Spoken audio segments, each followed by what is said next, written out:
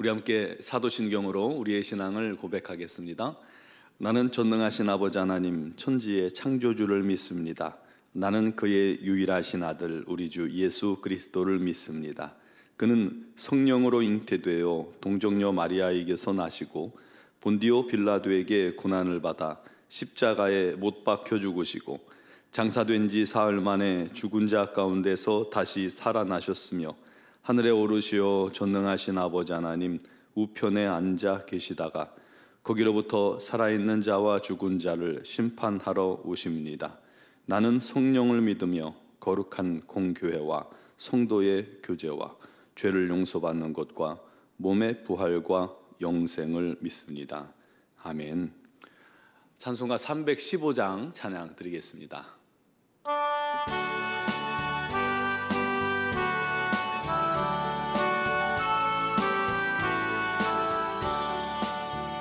내 주 되신 주를 참 사랑하고 곧 그에게 죄를 다 고합니다.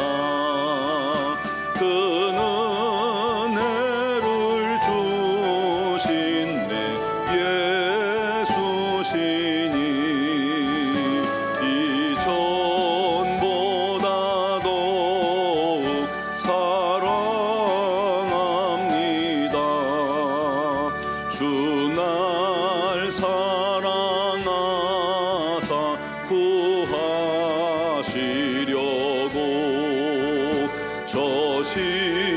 십자가 고난 당하셨도다. 그가 시관 쓰신 내 주배오니 이전보다 더욱 사랑합니다. 내 평생에 힘쓸 그 큰 의무는 주 예수의 덕을 늘 기림이라. 숨질 때에까지 내 할 말씀은 이전보다 더욱 사랑합니다.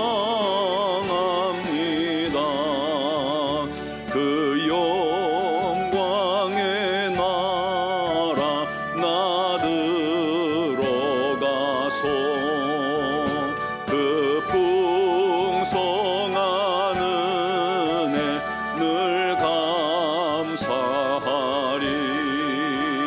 금멸유관 쓰고나 찬송할 말 이전보다 더욱 사랑합니다.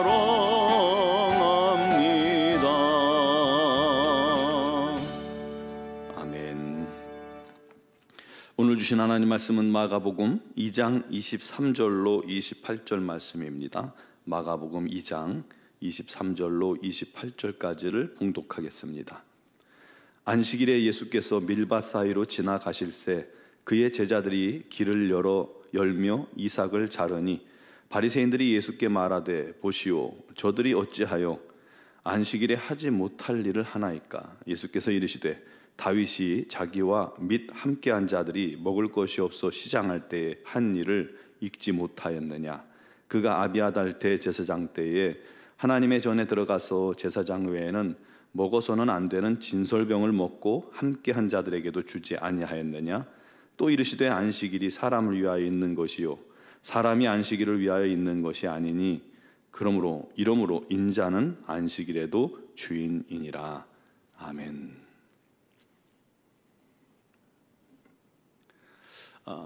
몇 년 전이었던 것 같아요. 제가 갑자기 의욕이 떨어지고 자신감도 없어지고 뭔가 막막한 고립감도 생겨가고 무기력해지는 거예요. 뭘 해도 흥미가 없고요. 울적하고 컨디션도 떨어져 있었죠. 내가 왜 그럴까 하고 가만히 생각해 보니까 우울증이 온 것 같더군요. 그래서 한동안 힘들었어요. 말수도 줄고. 그래서 어느 날 차를 타고 교회를 가다가 아내에게 이렇게 말했죠. 나 우울증일 것 같다. 우울증이면 나만 힘든 게 아니라 곁에 있는 사람도 같이 힘들잖아요. 뭐 잘못하면 내 행동으로 인해서 마음 상할 수도 있고 또 싸울 수도 있으니까요. 그러니 내 행동을 좀 이해해주고 도와주시오 하고 이렇게 도움을 청한 겁니다. 신기하게요. 이렇게 우울증이라고 시인하고 도움을 청하니까 마음이 한결 가벼워지고 편해지더군요. 상대방이 내 어떤 이상 행동이나 모습을 이해해 줄 거다라고 생각이 되니까 마음이 그렇게 편해진 겁니다. 우울증이라는 것이 이렇게 보니까 힘든 일이 생겼을 때 나타났다 사라지는 증상적인 우울증이 있고 또 호르몬의 영향으로 생기는 병적 우울증이 있다고 합니다. 이 병적 우울증은 의사와 상담을 통해서 치료를 통해서 좋아질 수 있고요. 이 증상적인 우울증은 모든 사람에게 한 번쯤 이렇게 감기처럼 쑥 찾아왔다가 또 어떤 생각이나 습관의 변화를 통해서 이겨낼 수 있다고 해요. 저도 인정하고 고백하고 기도하면서 아주 제법 금방 이겨낼 수 있었습니다. 무슨 말을 하려고 하냐면 한 사람이 어떤 행동을 할 때에 그것이 맞지 않다고 느낄 때가 있죠. 그의 행동이 너무 과격하거나 과할 때나 또는 사회적 관습이나 우리가 이렇게 해야지 하고 도덕적으로 이렇게 세우는 어떤 규칙이나 그런 것에 맞지 않다라고 느껴질 때 우리는 그 모습을 보고 너무 쉽게 또 너무 빠르게 상대방을 향하여 분노하고 문책하고 혼내고 비난하는 경우가 많습니다. 왜냐하면 그의 행동이 나를 화나게 했기 때문인 것 같아요. 상대방이 그렇게 할 수밖에 없었던 특별한 사정과 형편이 있었을 거다라는 그런 생각을 먼저 하지는 않는 듯합니다. 그래서 항상 먼저 질러보고 혼내고 비난했는데 나중에 알고 보니까 그에게 그럴 만한 사정이 있었더라라고 그렇게 들려오면 야, 내가 너무했구나라고 생각해서 그에게 그때 내가 너무해서 미안해, 몰랐어 그러면서 사과하는 경우가 많잖아요. 그런 것들이 결국은 우리가 상대방을 사랑하고 배려하는 일에 소홀하고 미숙했기 때문에 생기는 문제들입니다. 먼저 그를 사랑하고 배려했다면 왜 그렇게 했어? 라고 한마디만 물어도 더 쉽게 끝날 일들을 말이죠.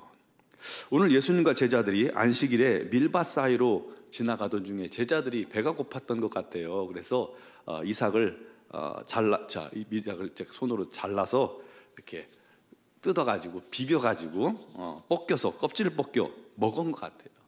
그걸 이제 바리새인들이 지켜본 겁니다. 이 바리새인들 중에는 과거에도 그렇고 지금도 그런다고 그래요. 사람들이 율법을 잘 지키는지 그렇게 살펴보는 사람들이 있대요. 근데 예수님과 그 제자들이 이제 막 소문을 일으키고 다니니까 그 근처에서 계속해서 예수님의 모습을 지켜보던 바리새인들이 있었던 것이죠. 그들이 예수님께 찾아와서 보시오, 저들이 어찌하여 안식일에 하지 못할 일을 하나이까? 해서는 안 될 일을 저렇게 하고 있습니까? 하고 묻는 겁니다. 안식일에 이삭을 자른 것은 추수행위예요. 물론 이제 배고픈 사람들이 지나가다가 이삭을 자른 건 괜찮아요. 비벼서 먹는 거 괜찮고요. 낫을 대면 그게 이제 죄지만, 도적질이지만 그냥 배고픈 사람들이 그걸 뜯어먹는 거는 율법적으로도 문제가 없습니다. 그런데 그날이 안식일이었다는 게 문제죠. 그래서 이렇게 잡아 뜯는 것은 추수금지 위반이었고, 또 비벼가지고 껍질을 벗기는 것은 타작금지 위반이고, 껍질을 벗긴 다음에 이 껍질을 후 하고 불었겠죠? 그건 뭘까요? 키질금지 위반입니다. 이 율법에는요, 안식일을 기억하여 그날을 거룩하게 지키라라는 그런 명령이 있고, 또 일곱째 날에는 쉴지니 밭 갈 때나 거둘 때도 쉬라라는 그런 조항이 있습니다. 그것은요, 사람을 배려한 법이죠. 주인이 종들을 쉬지도 못하게 하고 무리하게 일을 시키는 것을 금지하는 법이었고, 또 우리 몸도 일주일 내내 하루도 안 쉬고 일하면 금방 지치고 탈진합니다. 일주일에 하루는 쉬어줘야 다시금 활력을 얻을 수 있는 것이죠. 건강에 좋기 때문에 그런 취지로 사람을 위해 정해진 법이기도 합니다. 그런데 훗날 바리새인들은요, 할라카라는 이 법을 딱 제정하면서 여러 가지 온갖 규율을 덧붙인 거예요. 시행규칙을 만들고 세분화해서, 예를 들어서 뭐 안식일에 몇 보 이상 걸으면 죄고, 막 그런 것까지 다 세세하게 금지시켜 놓고는 그것을 금하도록 하고 안 지키면 비난했던 거죠. 거기에 매여 있다 보니까 제자들이 배가 고픈지 아닌지 그런 걸 생각할 겨를도 없고, 오직 이삭을 비벼 먹은 것 자체가 그들에게는 못마땅하고 분노할 일이었고, 또 해서는 안 될 일을 한 것이었고, 그렇기 때문에 예수님에게 제자들을 비난했던 것이죠. 여러분, 선한 사마리아의 비유에서도 대제사장과 율법학자가 그냥 지나갔잖아요. 그들도 결국은 율법에 어긋나는 행동을 할 것 같아서 그렇게 지나간 것 아닙니까? 오늘 본문에서도 바리새인들은 제자들이 배가 고팠는지 어떤지 그 배경에 대해서는 전혀 생각지 않았습니다. 단지 율법을 어긴 것이 자기들의 마음에 들지 않았던 겁니다. 그것을 문제 삼았던 것이죠.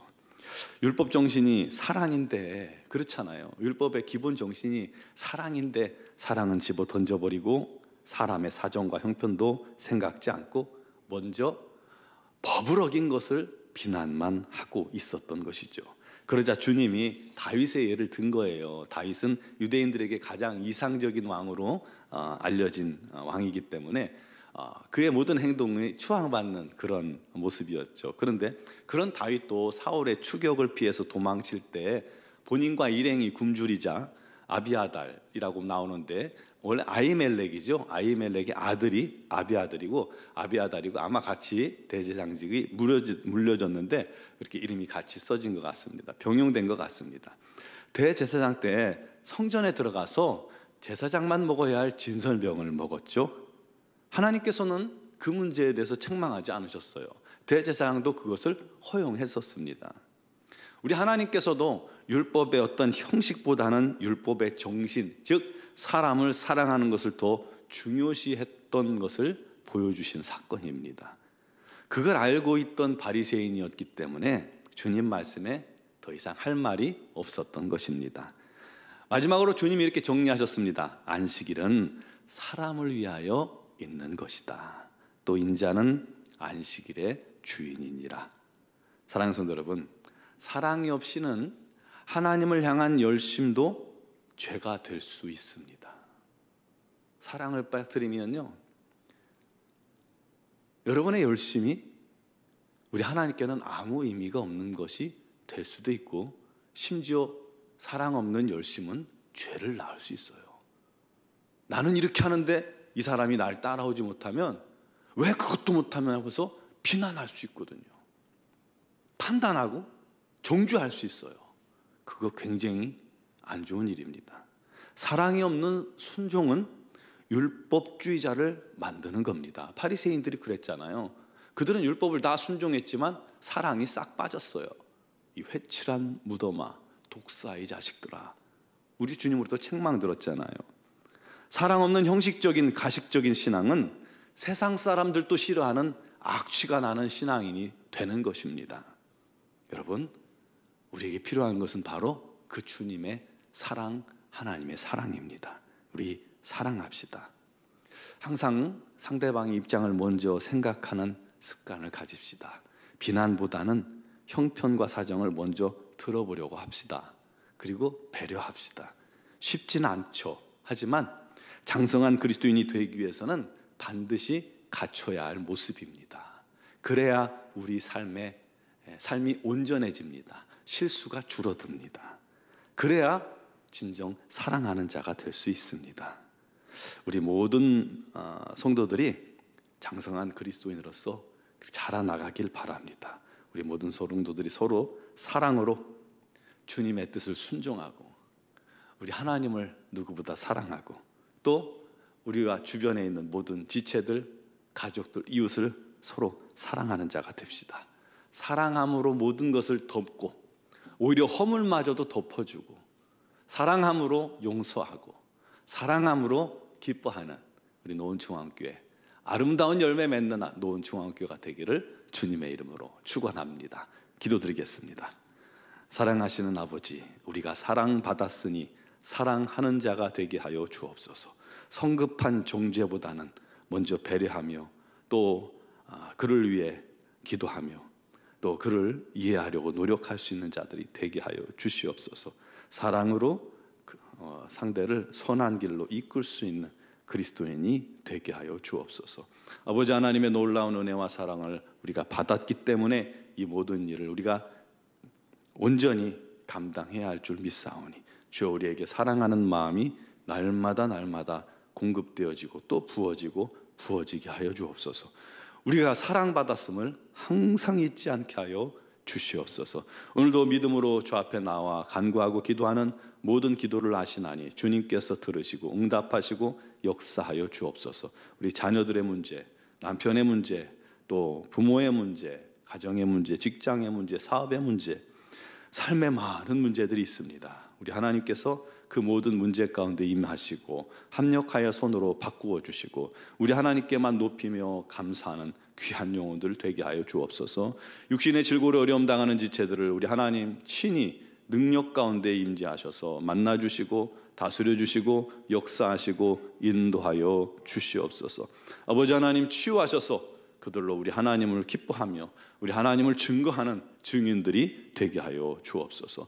이제 2023년도 며칠 남지 않았습니다. 남은 기간 동안도 우리 하나님의 귀하신 은혜가 한 해 동안 얼마나 우리에게 주어졌는지 다 헤아릴 수 있게 해주시고 감사하게 해주시고 또 주의 은혜 아래 24년도를 준비하며 시작할 수 있는 은혜가 있게 하여 주시고 지혜를 더하여 주시옵소서.